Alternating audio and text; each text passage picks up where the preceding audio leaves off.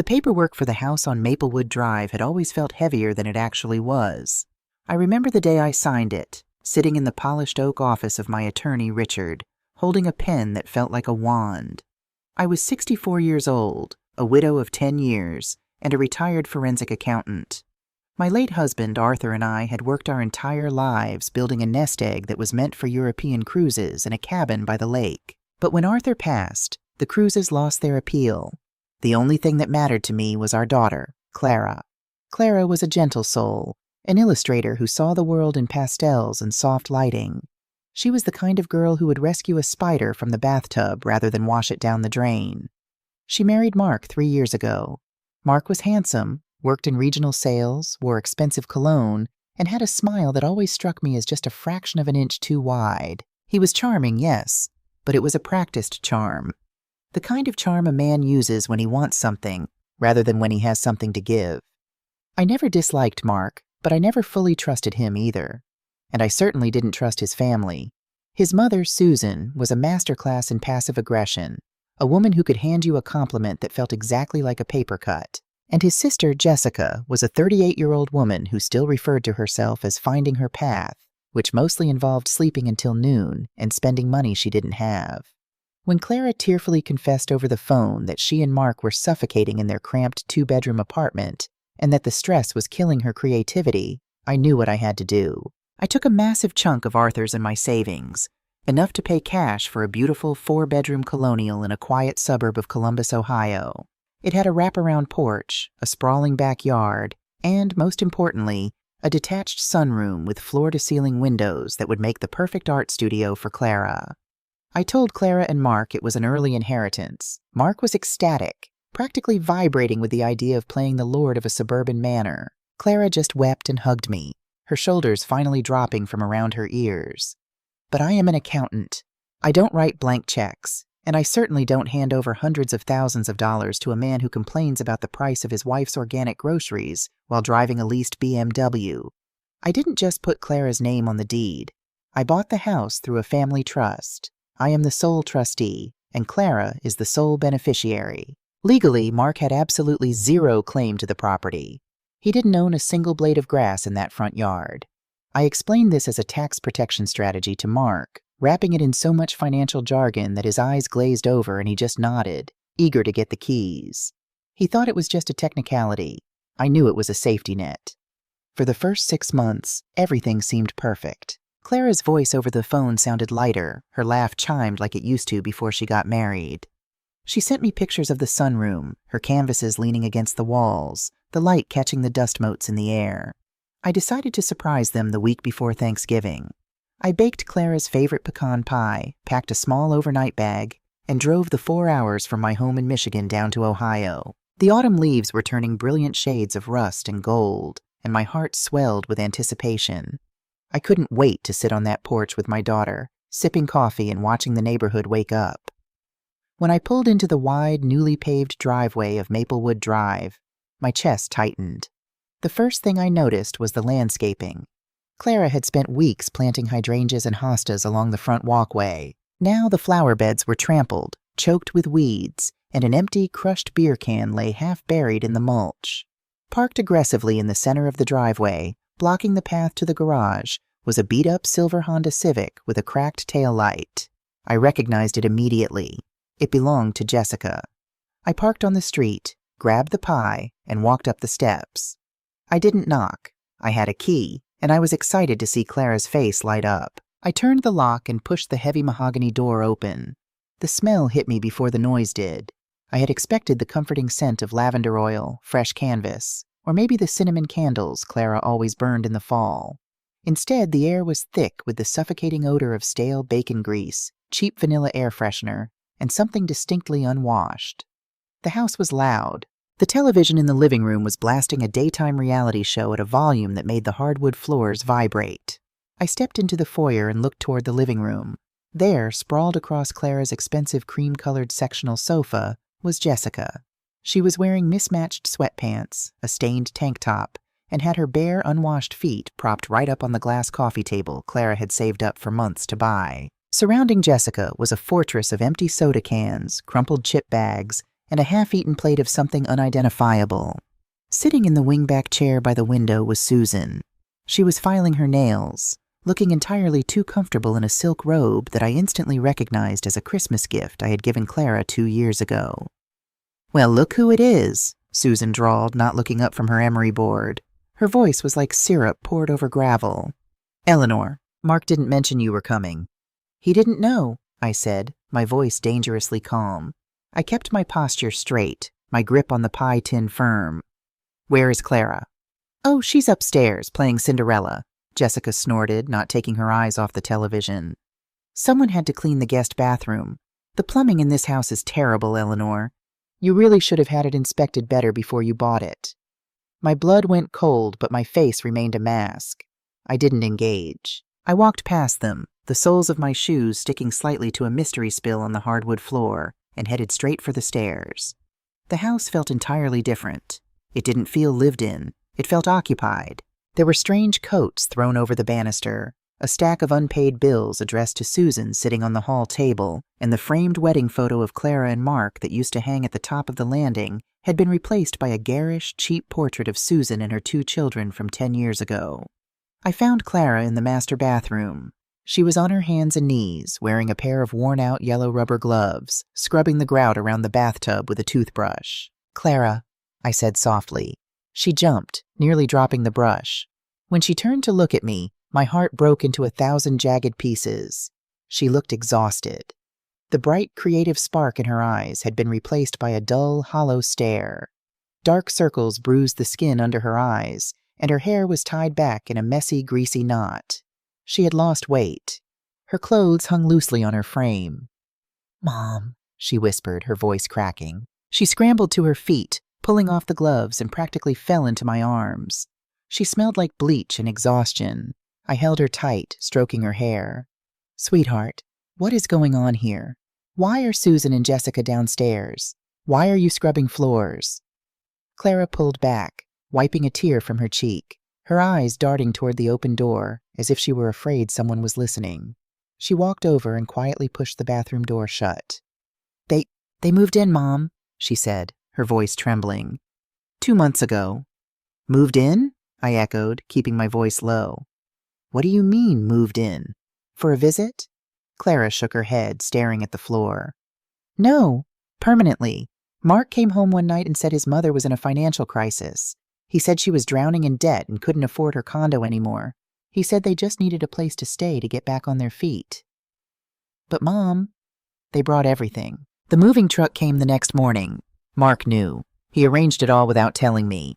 The anger that flared in my chest was hot and sudden, but I am not a woman who screams. I am a woman who calculates." "And your studio?" I asked, a sinking feeling in my stomach. Clara covered her face with her hands, a stifled sob escaping her throat. "Jessica took it. She said she needed a space for her online yoga business. She pushed all my canvases into the damp corner of the garage. One of them, the portrait I was painting of Dad, it got ruined by a leaky pipe."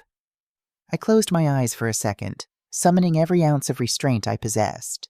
I took a deep breath, picturing the ledger books from my old accounting days. Everything has a column. Everything has a balance. Right now, the balance was dangerously tilted, but I was going to fix it. "Wash your face, Clara," I said gently. "We are going to go downstairs. We are going to put the pie in the fridge, and we are going to wait for your husband to get home." "Mom, please don't make a scene," Clara pleaded, her eyes wide with panic. "Mark gets so angry when I bring it up. He says I'm being selfish. He says I don't understand the meaning of family, that I have this huge house, and I'm begrudging his mother a roof over her head. He makes me feel like I'm crazy, Mom. Am I crazy? Am I being a terrible wife?" Hearing those words, the classic textbook echoes of gaslighting, made my stomach turn. Mark was methodically breaking my daughter down, making her doubt her own sanity to serve his and his family's needs. "You are not crazy, Clara," I said, gripping her shoulders so she had to look at me. "You are being abused. Not with fists, but with words and boundaries. And it stops this weekend." When Mark got home at 6 o'clock, the dynamic of the house shifted immediately. He walked through the door, tossed his briefcase on the table, and didn't even look for Clara. "Mom! Jess! I brought Thai food," he called out. Susan fluttered out of the living room, her earlier laziness vanishing, replaced by a doting, cloying energy. "Oh, my wonderful boy. You work so hard for us. Clara hasn't even started dinner yet, can you believe it? She's been upstairs all afternoon." I stepped out of the kitchen, wiping my hands on a dish towel. "Actually, Susan, Clara was scrubbing the mold out of your bathroom grout." "Hello, Mark." Mark stopped dead in his tracks. His smile faltered for a fraction of a second before he pasted it back on. "Eleanor! Wow, what a surprise. We weren't expecting you." "Clearly," I said, my gaze sweeping over the mess in the living room. "I brought a pie, but it seems you have dinner sorted." Dinner was a masterclass in psychological warfare. We sat around the beautiful mahogany dining table I had bought them as a housewarming gift. Mark sat at the head of the table. Susan sat to his immediate right, serving him portions of pad thai before serving herself. Jessica sat on his left, complaining loudly about how the Wi-Fi in the sunroom, Clara's studio, wasn't fast enough for her streaming. Clara sat next to me at the far end of the table, silent, barely picking at her food. "So, Eleanor," Susan said, dabbing her mouth with a napkin, "how long are you gracing us with your presence? You know, the guest room is completely full of Jessica's inventory right now, so you'll probably have to take the couch." "I have a hotel booked," I lied smoothly. I wouldn't dream of imposing on such a crowded household. "It is a bit tight," Mark agreed, having the audacity to look stressed. "But family takes care of family, right, Eleanor? Mom fell on some hard times. We had to step up.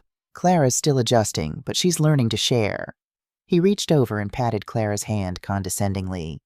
Clara physically flinched. "Hard times," I repeated, swirling the water in my glass. "I'm so sorry to hear that, Susan. Financial trouble at your age can be devastating. What exactly happened with your condo in Columbus? The market is booming right now. Did you face a foreclosure?" The table went dead silent. Mark dropped his fork. Jessica stopped chewing. Susan's fake smile froze completely.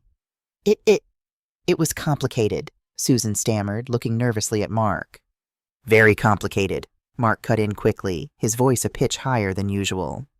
"Predatory lending, rising HOA fees. It was a mess. Mom was drowning. We had to get her out." I nodded slowly, letting the silence stretch just long enough to be uncomfortable. "I see. Well, as long as you're safe now." Later that night, after everyone had supposedly gone to bed, the house finally quieted down.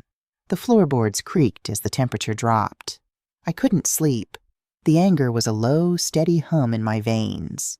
I crept out of the guest room, which I had insisted on cleaning out and staying in, despite Susan's protests, and went downstairs to the kitchen for a glass of water.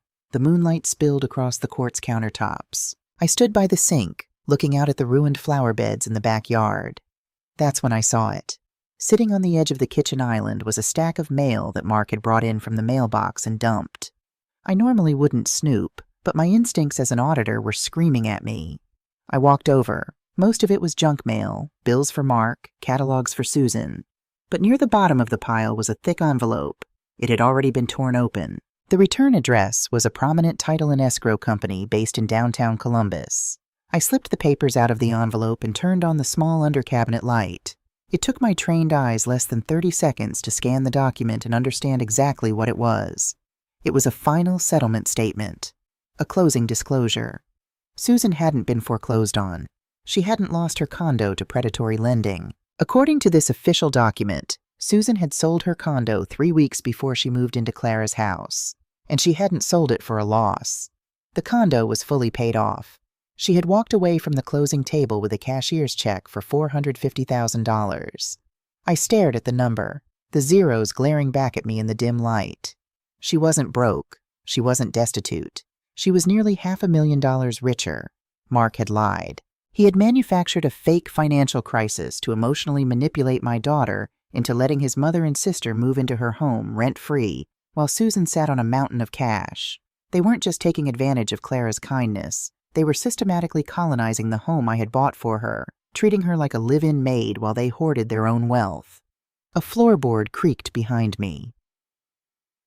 I turned off the under-cabinet light and slipped the paperwork back into the envelope, leaving it exactly where I found it. Clara stood in the doorway of the kitchen, wrapped in a thin cardigan, shivering. In the moonlight, she looked like a ghost of the vibrant girl she used to be. "Mom?" she whispered. Are you okay? I walked over to her in the dark. I wrapped my arms around my daughter, feeling the fragile bird-like bones of her shoulders. The time for being polite was over. The time for observing was done. I'm fine, my sweet girl, I whispered fiercely into her hair. But things are going to change. We are going to take your house back. Clara pulled back, her eyes wide, terrified but sparking with a tiny, desperate glimmer of hope. How? Mark won't let them leave. He says this is his house, too. He says he has rights. I couldn't help it. A small, cold smile touched my lips. I thought of the family trust documents sitting safely in my fireproof safe back in Michigan. I thought of the $450,000 secret sitting on the kitchen island. Mark doesn't have a single right to this house, Clara, I said softly, smoothing a stray lock of hair behind her ear. He just doesn't know it yet. Tomorrow is Thanksgiving week, and by the time the turkey is carved, we are going to serve Mark and his mother a reality check they will never forget. The next morning, the house woke up like a spoiled child, loudly and demanding attention. I was up before the sun, sitting at the kitchen island with a cup of black coffee, watching the gray light creep over the frost-covered grass in the backyard. The house was silent for a fleeting hour, a rare moment of peace before the chaos began. I used that hour to think. I didn't want to just expose Mark and Susan. I wanted to corner them so completely that they couldn't gaslight their way out of it. By 8 a.m., the thudding of footsteps echoed from upstairs. Jessica was the first to emerge, lumbering into the kitchen in her oversized sweatpants, her phone already practically glued to her face. She barely glanced at me as she yanked open the refrigerator, ignoring the freshly brewed coffee. Who bought this generic almond milk?" she groaned, pulling out a carton and slamming the fridge door. "Clara knows I only drink the barista blend." I took a slow sip of my coffee. "Good morning to you too, Jessica. I believe Clara is asleep." Jessica scoffed, pouring a chaotic amount of milk into a bowl of sugary cereal. "Doubt it. Mark said she's been dramatic lately. Not sleeping well." She carried her bowl to the living room, turning the television on to a blaring morning talk show. My knuckles turned white around my mug. The casual cruelty, the complete lack of respect for the woman who owned the roof over their heads, was staggering. I closed my eyes and pictured the settlement statement I had seen the night before. $450,000. A few minutes later, Susan drifted downstairs, wrapped in Clara's silk robe, her hair perfectly coiffed despite the early hour. She moved with an unearned air of ownership, her eyes immediately scanning the kitchen counters. "Eleanor," she said, her voice dripping with artificial sweetness. "You're up early. Are you planning to make breakfast? Mark loves Eggs Benedict on the weekends." "I am a guest, Susan," I replied mildly, not rising from my stool. "I wouldn't presume to take over your kitchen." Susan's smile tightened just a fraction. "Well, someone has to feed my boy. It's exhausting watching him carry the weight of this household." I let that hang in the air for a long moment, the silence thick and heavy. I looked directly into her eyes, my expression unreadable. "Is it heavy, Susan? Carrying the weight?" She blinked, momentarily thrown off by my tone before recovering. "Financially, yes, but family is family. We do what we must when times are tough." Before I could respond, Mark bounded down the stairs, dressed in a crisp polo shirt and khakis, looking ready for a round of golf rather than a Saturday at home. He kissed his mother on the cheek and completely ignored my presence. "Morning, Mom. Where's Clara?" he asked, opening the fridge. "Sleeping in, apparently," Susan sighed dramatically. "I was just telling Eleanor that you need a proper breakfast." "I'll go get her up," Mark said, his voice taking on a sudden edge of irritation. "We have a lot to do today. I need her to help Jess clear out more space in the garage for her inventory." The garage, the place where Clara's art was currently growing mold. The anger I had been carefully managing flared hot and bright. "Mark," I said, my voice cutting through the kitchen like a sharp knife. He paused, one hand on the refrigerator door, looking at me with forced politeness. "Yes, Eleanor?" "Clara needs her rest," I said evenly. "She looked exhausted last night. Perhaps Jessica can clear out her own inventory." Mark let out a short, humorless laugh, shaking his head. "Eleanor, you don't understand how things work here. We're a team. Clara needs to pull her weight. Jess is trying to build a business. We all have to sacrifice a little."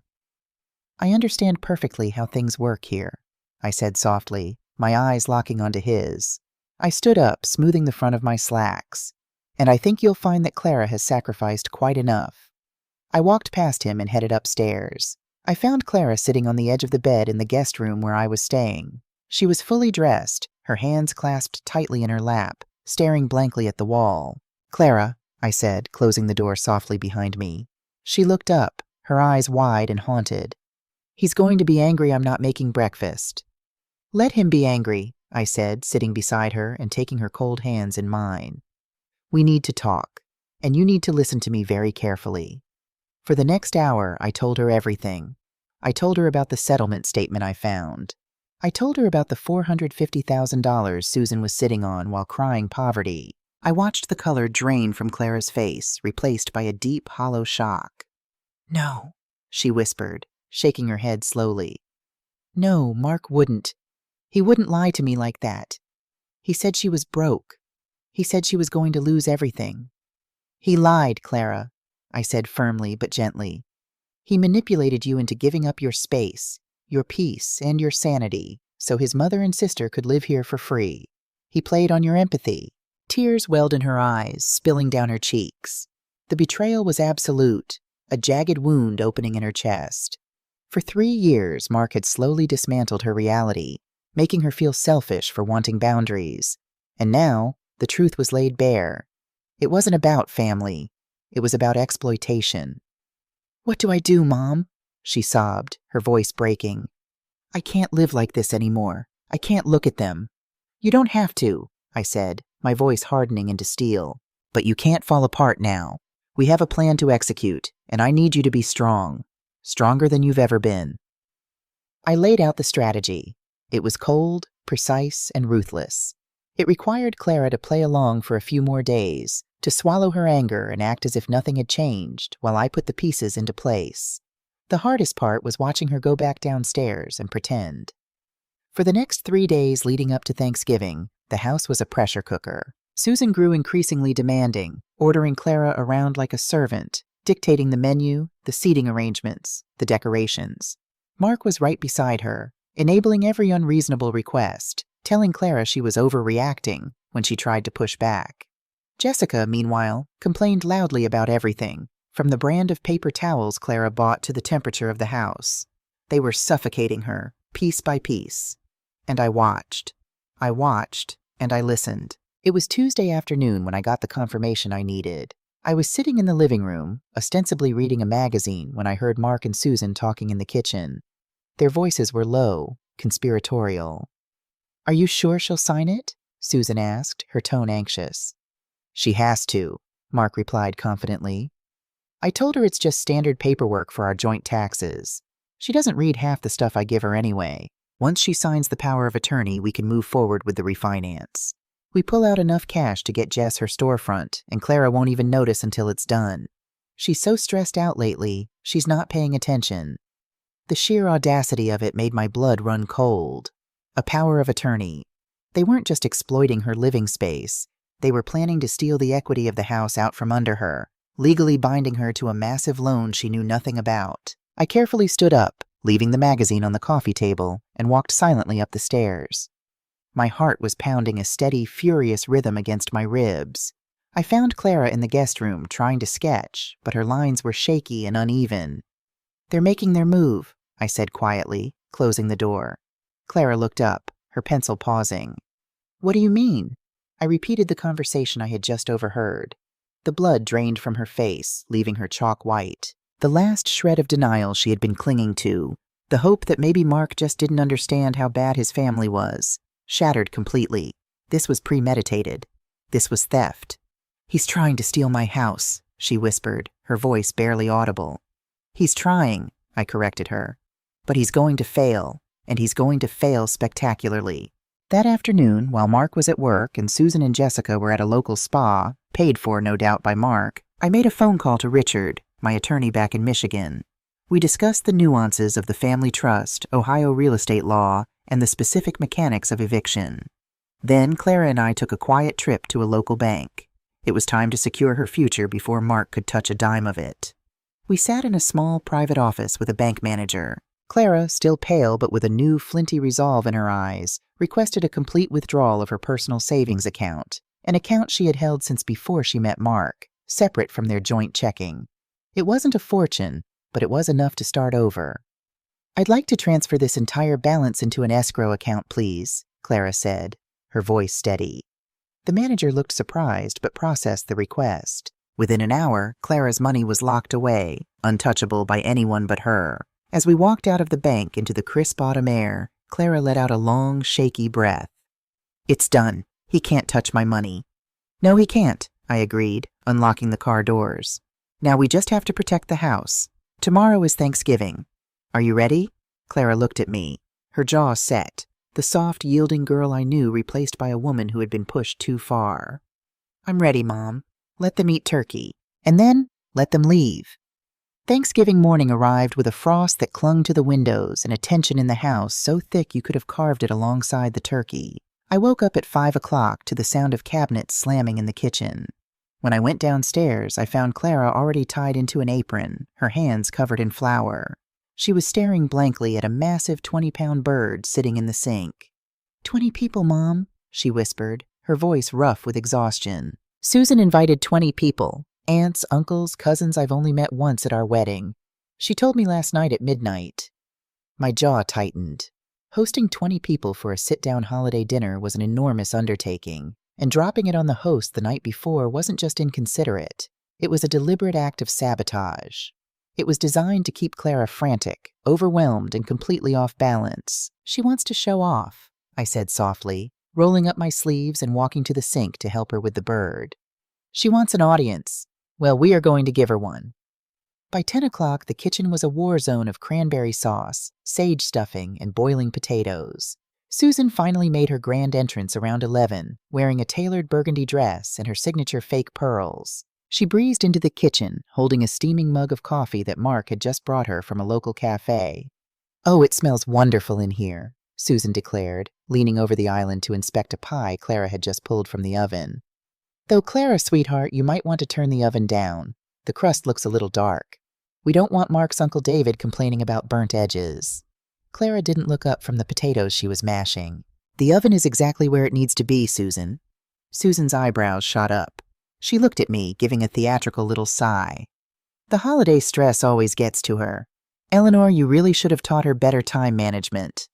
I smiled, a thin, sharp line across my face. "Clara manages her time beautifully, Susan, especially considering she's doing the work of a catering staff for a guest list she didn't write."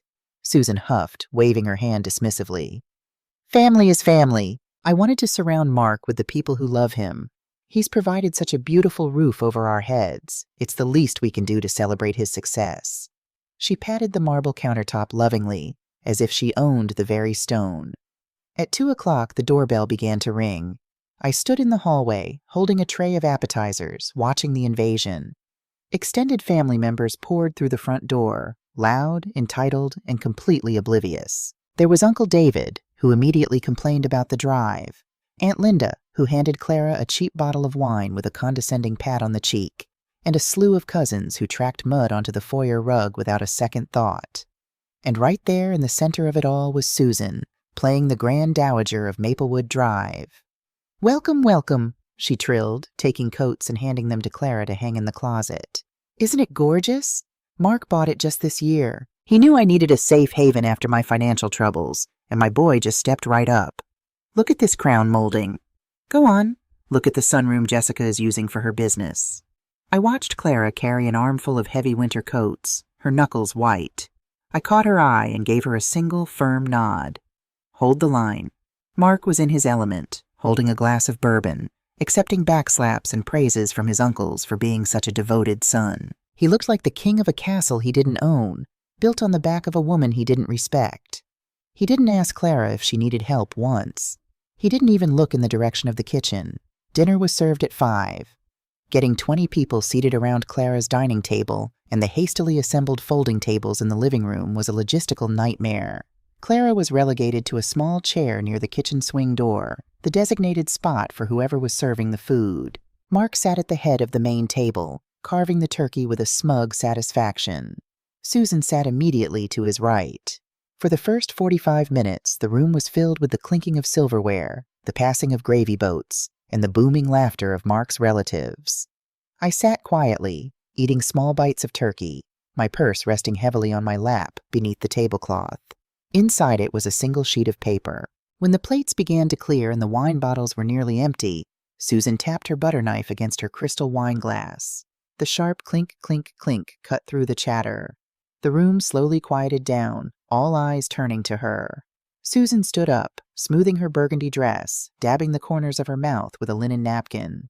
She looked around the table, her eyes shining with manufactured tears. "I just want to take a moment," Susan began, her voice quivering with practiced emotion, "to say how incredibly blessed I feel today. This has been a difficult year.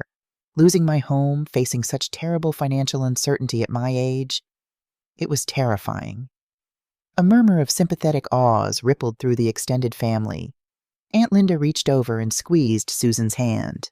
"But," Susan continued, placing a hand over her heart and looking down at Mark, "God gave me the most wonderful son." Mark didn't hesitate. He opened his home to me and his sister. He provided this beautiful sanctuary for us. It takes a special kind of man to carry the weight of his family on his shoulders without a single complaint. Mark looked down, feigning a humble smile. "It's nothing, Mom. Family first." "It's not nothing," Susan insisted. "It is everything. So I want to raise a glass to Mark, the man of this house."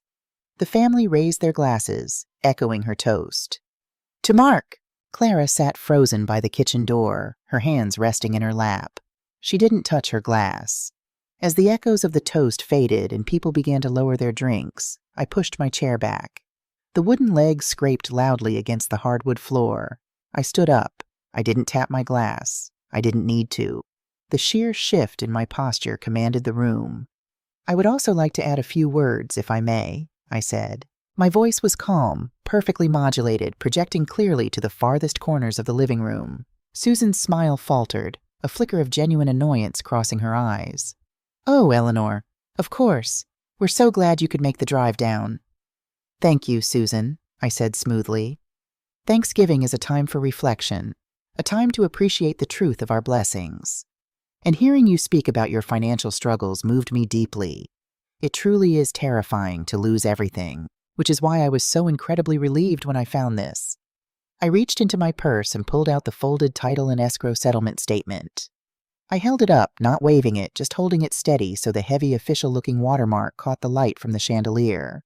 Mark frowned, his eyes narrowing at the paper. "Eleanor, what is that?" "This," I said, my voice dropping an octave, losing all its polite pretense, "is the final closing disclosure from the sale of your mother's condominium in Columbus, dated exactly 3 weeks before she moved into this house." The room went deathly quiet.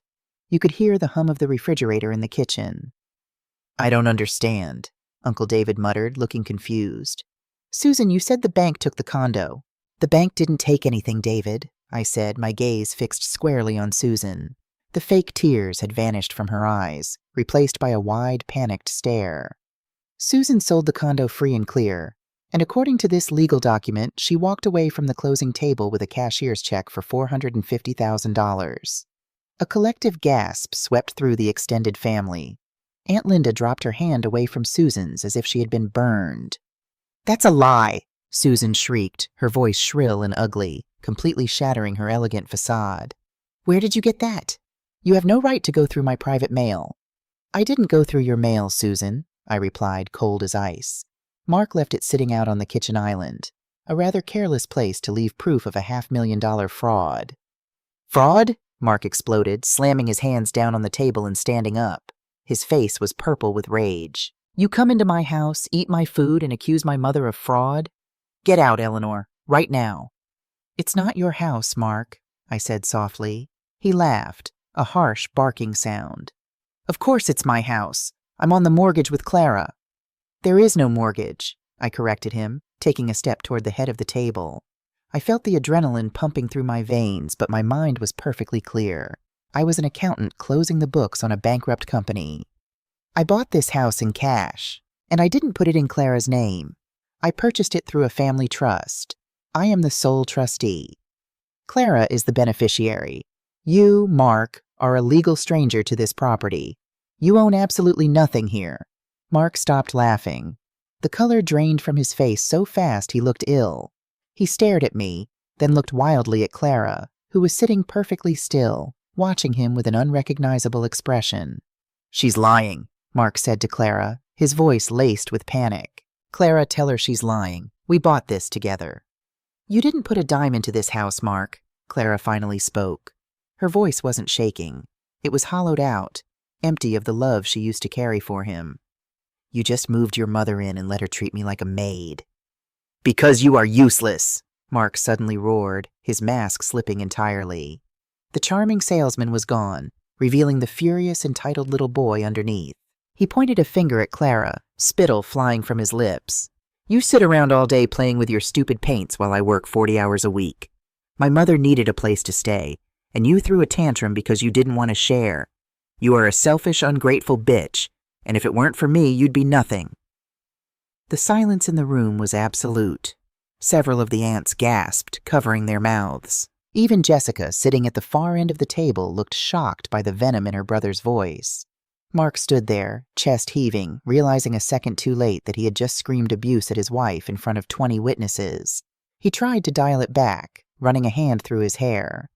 I didn't mean that. Clara, you know how stressed I've been. You know Mom needed help." "I know," Clara said, standing up. She didn't cry.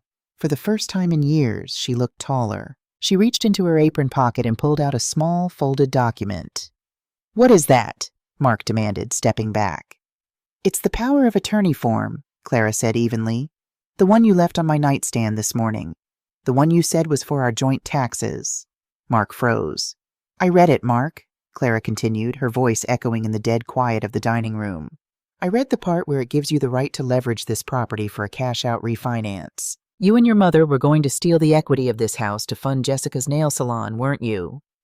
"Clara, baby, no, you misunderstood the legal jargon." Mark stepped toward her, raising his hands in a placating gesture, his voice dripping with that familiar gaslighting tone. "Don't call me baby," Clara snapped, the authority in her voice making him stop in his tracks. She looked at the man she had loved, the man she had twisted herself into knots trying to please, and she saw him for exactly what he was, a parasite. Clara reached for her left hand. Slowly, deliberately, she slid the diamond engagement ring and the gold wedding band off her finger. Mark watched her, his eyes wide with a sudden, dawning terror. "Clara, what are you doing? Don't be dramatic in front of my family." "They aren't my family," Clara said. She walked over to where Mark stood. He had a full glass of expensive red wine sitting next to his plate. Clara held her hand over the glass and opened her fingers. The 2 rings dropped into the dark red liquid with a heavy, final plink. "I'm divorcing you, Mark," Clara said, her voice steady and clear. "And you, your mother, and your sister have until noon on Monday to get out of my house." The silence that followed the splash of Clara's rings dropping into the wine glass was absolute. You could have heard a pin drop on the thick dining room rug. Aunt Linda was the first to move. She abruptly stood up, grabbing her purse from the back of her chair. "David, get the coats," she muttered, not looking at Susan. Within 15 minutes, the house was cleared of extended family. They scuttled out the front door like roaches fleeing a light switch, leaving half-eaten slices of pie and a suffocating tension in their wake. Mark didn't try to stop them. He just stood by the table, staring at the dark red wine pooling around the diamonds at the bottom of his glass. I helped Clara clean the kitchen in silence. We didn't speak of what had just happened. We didn't need to. The line had been drawn in the sand, and the war had officially begun. The next morning, Friday, I came downstairs expecting to find bags packed. Instead, I found Susan sitting in the living room, wearing her silk robe, sipping a fresh cup of coffee. Jessica was beside her, scrolling on her phone, looking entirely unbothered. When I walked in, Susan set her mug down on a coaster. Her fake sweetness was entirely gone, replaced by a cold, hard sneer. "If you think you've won, Eleanor, you are severely underestimating me," Susan said, crossing her legs. "We aren't going anywhere." "You were given until Monday at noon," I reminded her calmly. Susan let out a sharp, mocking laugh. "You're a retired accountant, Eleanor, not a lawyer. Maybe you should look up Ohio tenant rights. We have established residency here. We've been receiving mail here for over 60 days. By law, we are tenants.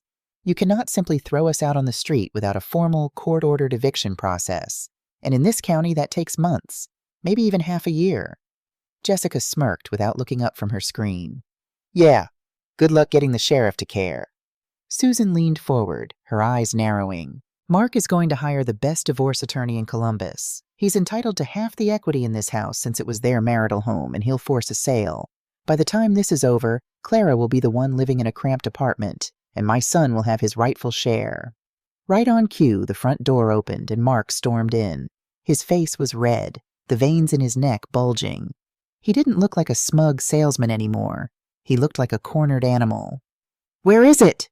Mark roared, storming into the living room and pointing a shaking finger at Clara, who had just stepped out of the kitchen. "Where is the money, Clara?" Susan frowned, standing up. "Mark, honey, what's wrong?" "I just went to the bank," Mark yelled, his voice cracking with panic. "I went to transfer the funds from our joint savings to retain a lawyer. The account is empty. Every single cent is gone," Susan gasped, turning to glare at Clara. "You stole from your own husband?" Clara stood her ground. She didn't shrink back like she would have a week ago. "It wasn't our money, Mark. It was the inheritance my grandfather left me, and the savings I had before we even met. You never put a dime into that account. You spent all your commissions on golf clubs and leased cars." "I am your husband," Mark screamed, stepping toward her. "That is marital property." "Actually," I interjected, stepping smoothly between Mark and my daughter, "it's not. It was an individual account that you were merely listed on as an authorized user, Mark. Yesterday morning, Clara legally withdrew her personal funds and transferred them into an untouchable escrow account. You don't have a retainer for a high-powered lawyer. You don't have a cent of her money." Mark stared at me, his mouth opening and closing like a suffocating fish. He looked at his mother, panic setting in. Without Clara's money, he couldn't afford a shark attorney. He couldn't afford the prolonged legal battle Susan had just threatened. "This isn't over," Susan hissed, her face contorting with rage. "You think you're so smart, Eleanor, but I know how the game is played." She turned and stomped toward the staircase. And then it happened. Susan was only 3 steps up when she suddenly screamed. It wasn't a yelp of surprise. It was a loud, theatrical shriek. She threw her arms up, twisted her body violently, and threw herself backward down the carpeted stairs. She landed at the bottom with a heavy thud, immediately curling into a fetal position and wailing at the top of her lungs. "Mom!" Mark yelled, dropping to his knees beside her. Jessica finally looked up from her phone, her eyes wide, before a knowing, malicious glint appeared in them. "Oh my God! Clara pushed her! I saw it!" "Clara pushed my mother down the stairs." Clara stood frozen in the hallway, 10 feet away from the staircase, her face pale with horror. "I didn't. I wasn't even near her." "Call 911, Susan sobbed, clutching her ankle, putting on an Oscar-worthy performance of agony. "My hip. I think she broke my hip. Call the police, Mark. Get that violent psycho out of my house." Mark fumbled for his phone, his hands shaking as he dialed. He glared at Clara with pure hatred. "You're going to jail for this. We're getting a restraining order. You'll be the one barred from this property today." This was the ultimate play, a false domestic violence charge. A restraining order would legally force Clara to vacate her own home immediately, leaving Mark, Susan, and Jessica in full possession of the house while the criminal case dragged on for months. It was a vicious, desperate, and incredibly common tactic used by abusers. Clara looked at me, tears of pure terror welling in her eyes. "Mom, they're going to arrest me." I walked over to Clara and put a comforting hand on her shoulder. "No, sweetheart, they aren't." 10 minutes later, the flashing red and blue lights of 2 police cruisers reflected through the front windows. 2 officers, a seasoned veteran and a younger rookie, stepped into the foyer. Susan immediately amplified her crying, clutching Mark's arm as he helped her sit up against the wall. "Officer, thank God you're here," Mark said, pointing an accusing finger at Clara. "My wife has been unstable for weeks. We had an argument and she just snapped. She shoved my elderly mother down the stairs." "That is a lie," Clara cried out, her voice shaking. "Ma'am, please step back," the older officer said firmly, raising a hand toward Clara. He pulled out a notepad, looking down at Susan. "Do you need an ambulance, ma'am?" "Yes," Susan whimpered. "My back is in agony. She tried to kill me." Jessica eagerly nodded from the living room. "I saw the whole thing, officer." Clara ran up behind her and just pushed her with both hands. The officer turned his stern gaze toward Clara. "Ma'am, I'm going to need you to come with me to the kitchen to take a statement. If what they're saying is true, You'll be placed under arrest for elder abuse and assault."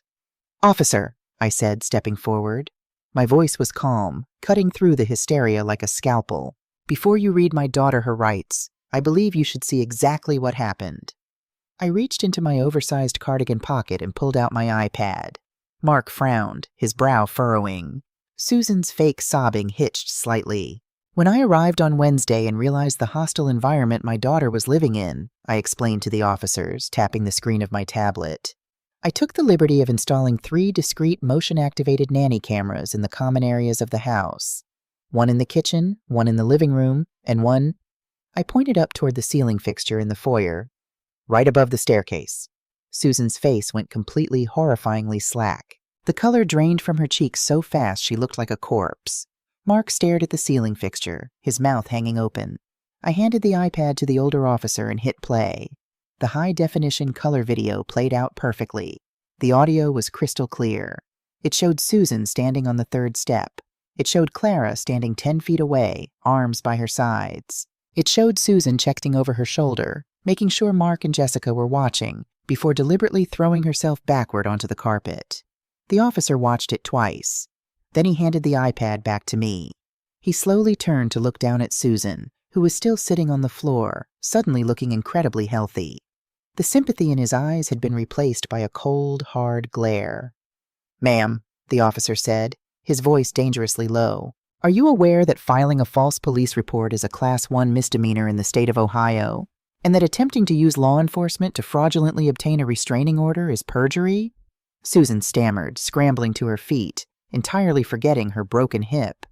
I tripped. I must have been confused. I hit my head." "You didn't trip," the officer said flatly. He turned to Mark. "And you corroborated a false statement. I could arrest both of you right now." "We'll leave," Mark blurted out, holding his hands up in surrender, completely abandoning his mother's defense. "We'll pack our bags. We don't want any trouble." "You don't have to arrest them, officer," I said smoothly, sliding the iPad back into my pocket. "We simply want them removed from the property. Today." "Wait a minute," Susan snapped, suddenly regaining a shred of her venom, realizing she was losing everything. "Even if I made a mistake, you still can't force us out today. The law says we have 30 days. We are legal tenants." I smiled. It wasn't a nice smile. It was the smile of an auditor who had just found the missing millions. "That's where you are wrong, Susan," I said. "Officers, if I may?" I walked over to my purse on the console table and pulled out a thick, blue-bound legal folder. I handed it to the older officer. "As you can see by the deed and the trust documents enclosed, this property is not owned by Clara or Mark. It is wholly owned by the Eleanor Monroe Revocable Living Trust. I am the sole trustee." The officer scanned the documents, nodding slowly. "Furthermore," I continued, making sure my voice carried so Mark and his family could hear every single devastating word, "I never authorized a lease agreement with Mark, Susan, or Jessica. Under Ohio trust law, because I am the legal owner and never granted them tenancy, they are not tenants. They are classified as unauthorized occupants, or in layman's terms, squatters. And since they have just engaged in documented malicious fraud to attempt to steal the property from the beneficiary," I gestured toward the iPad, "they forfeit any standard grace periods." The officer closed the folder and handed it back to me. He turned to Mark, unhooking his thumb from his utility belt. "You heard the lady," the officer said, his tone leaving no room for argument. "You have no legal right to reside in this home. You have exactly 1 hour to gather your personal belongings and vacate the premises. If you are still on this property at 12 o'clock, you will be arrested for criminal trespassing." Jessica burst into loud, ugly tears, stamping her foot like a toddler. "I have inventory. I can't move my business in an hour." "Better start bagging it up, ma'am," the rookie officer chimed in, stepping toward the stairs. "Time is ticking." The next hour was a frantic, humiliating scramble. Mark, Susan, and Jessica ran up and down the stairs, stuffing clothes into garbage bags and suitcases. They didn't speak. The absolute defeat in the air was palpable. They had tried to play chess with the devil, only to realize I owned the board. At 11:45 a.m., the silver Honda Civic and Mark's leased BMW were packed to the brim with black plastic trash bags. The neighbors, the same neighbors Susan had turned her nose up at for months, were all conveniently out on their porches, sipping coffee and watching the spectacle. Susan walked out the front door, her head held in a desperate, rigid attempt at dignity. She didn't look at us. She just got into the passenger seat of Mark's car and slammed the door. Jessica followed, lugging a trash bag full of yoga pants, crying audibly. Mark was the last to leave. He stood on the porch, holding a small duffel bag. He looked at Clara, who was standing beside me in the doorway. The bravado was completely gone. He looked small, pathetic, and terrified of the reality he had just created for himself. He had no money, a pending divorce, and he was about to move back into a cramped apartment with his insufferable mother and sister. "Clara," he whispered, his voice cracking. "Please, I'm sorry. I lost my mind. We can go to counseling. I love you." Clara looked at him. Her eyes were clear, the dark circles seeming lighter already. She didn't look angry anymore. She just looked incredibly, wonderfully tired of him. "You don't love me, Mark," Clara said softly. "You just loved what I could provide for you. Goodbye." She stepped back and firmly closed the heavy mahogany door, the click of the deadbolt sounding like a gunshot echoing through the empty house. 6 months later, the Ohio spring arrived with a vibrant burst of life. The frost melted away, giving way to blooming dogwoods and the smell of damp, rich earth. I sat on the wraparound porch of the house on Maplewood Drive, a warm mug of chamomile tea resting in my hands.